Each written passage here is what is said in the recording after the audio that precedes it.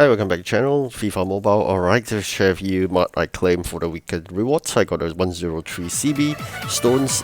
So in that context, hopefully you get yours as well. You're gonna unlock in 3 days time. You're gonna play that weekend again. So I'm gonna share you stones here, which is the player I've claimed. I'm gonna hopefully sell him for 7 million, but I guess it's a bit difficult nowadays in the market, which is screwed up. So next I'm gonna share here really is the claiming of this enhanced base icon. If you're thinking of claiming this player fast, you're gonna play the easy mode. Just gonna check out the differences. Actually, there's none. So if you look at the rewards itself and do a quick calculation of this matches and skill games, it's actually the same amount of rewards in terms of the hard. Then why should you choose easy? Is because then you can clock 3 more of those completed matches or skill games. That is required of 100 in order to claim the enhanced icon. I'm going to show you very quickly. This skill games, it goes towards the contribution of, you can see it's already registered as 1 more. So you keep on going, and if you go by the easy mode, you're playing 6 skill games and matches in total.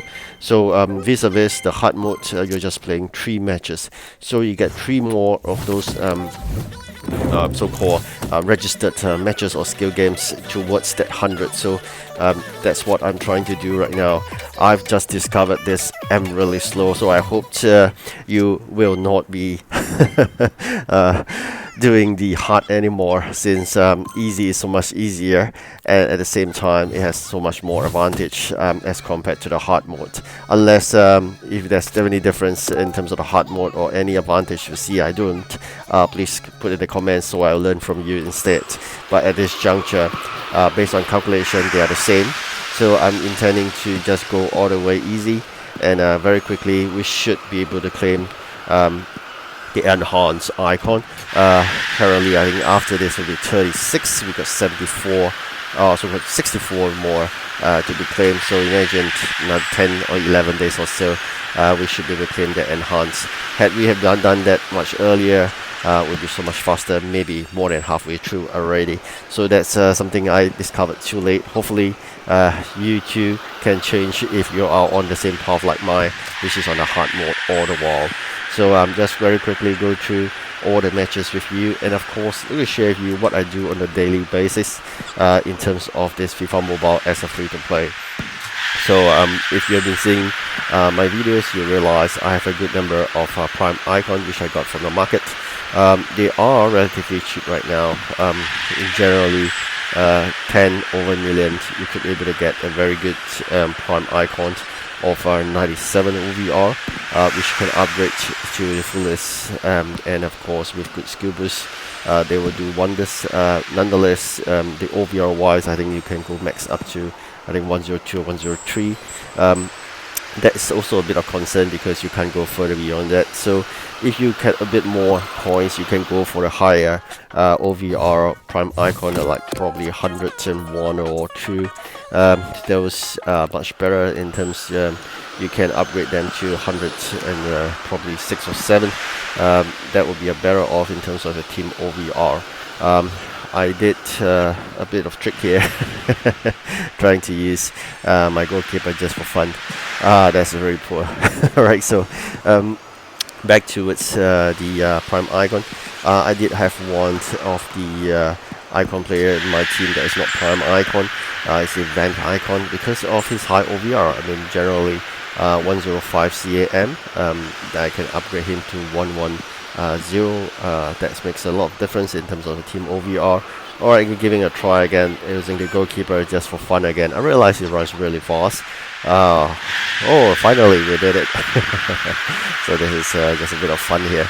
So I'll be on doing this with the goalkeeper just for the fun of it. So back towards the team building. If you're wondering how to go about building your team, I'll urge you, if possible, I mean, make full use of the current event. They're relatively cheap. The high OVR players. Then, of course, you can build your team once you fully upgrade them to 30 training. If you have incurred training for the other players, then you should do a training transfer because that allows you to sell those players that no longer required. At the same time, you save on training as well.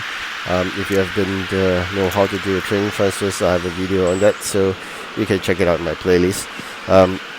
In terms of training wise, that's just one aspect. You've got to do your skill boost as well. I think most of us, if we're consistently playing, we hit 16 or 17 in terms of the skill boost plus. So skill boost plus itself, that costs a lot. But in the way to save, would be getting players of similar skill boost, like for example, all defenders could be using marking, for example, or defending. So if that's the case, you save by just upgrading one skill boost instead of 3. If you have 3 defenders of different skill boosts, that will cost 3 times the cost. But if all of them having the same skill boost, you save in terms of that. Alright, so generally that's the how to get the team overview up to. Okay, let's see, one more match to go and we are done with this, and definitely a lot of things to be done on a daily basis. You can pick and choose. One way to do is to follow the quest for the day. Of course there are special quests sometimes, then you decide whether to do or not. So generally what I do, I try to fulfill all the quests. Even the World Cup tournament, I'm quite lucky. I've shown in other videos how I did it. If you are new to the tournament, just make sure you do time wasting as one tactic to clear a clean sheet, because one of the requirements is to fight all the way to finals using a world class and minimum, and you got to have not any goal, i.e. clean sheet by the opponent. So in that context, the only opportunity for you to stay clean sheet is either you do a draw at an early stage before the round of 16, or you basically after winning a goal, you just stay away by doing time wasting. Have your players or defenders jogging up and down and avoid any attacks, and end of the day you will just get probably 1-0. So that's the opportunity for you to stay clean sheet. And of course there will be other quest requirements that's follow accordingly, be it using the 2.5 stars.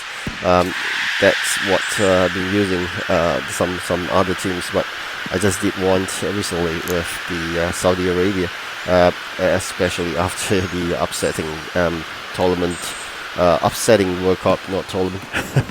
So if against Argentina, so that's really upsetting.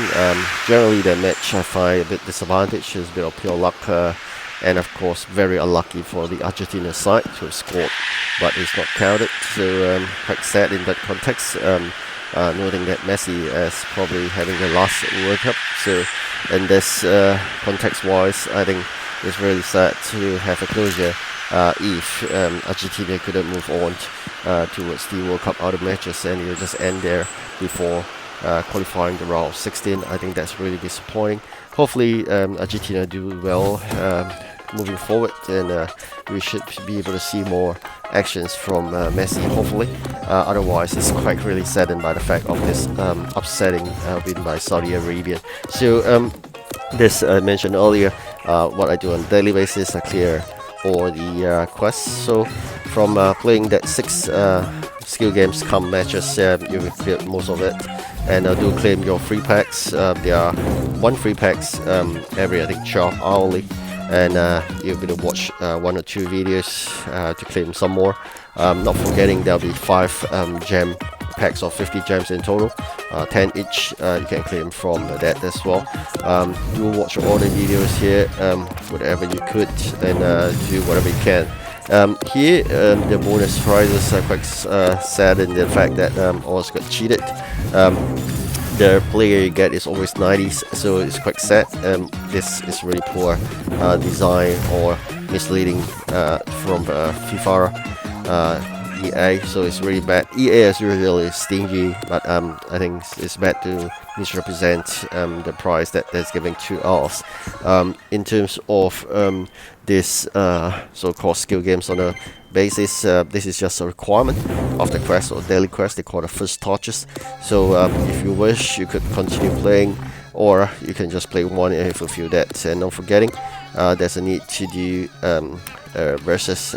Fortunately, here we have really a strong opponent. The fact is, you just gotta complete one regardless whether you win or not. That would be counted as your daily quest. So I'm just going to go ahead and finish it up, and regardless of whether winning or lose, I'll fulfill that quest.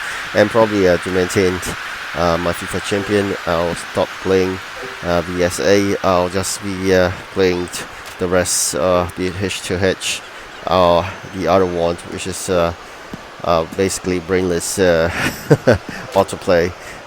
Then we will be able to hopefully fulfill the criteria of moving up to claiming the rewards in the event itself, because by playing more of this, you claim a clock on daily matches kind of games, and you will be able to claim the reward path. It seems like I'm not going to win this. Sometimes it's like that. It's really unfair. The system purposely make you lose. So be it. I mean, that's part and parcel of EA strategy to get people to spend. Alright, thank you for watching. Do like and subscribe, and good luck for your matches. Goodbye.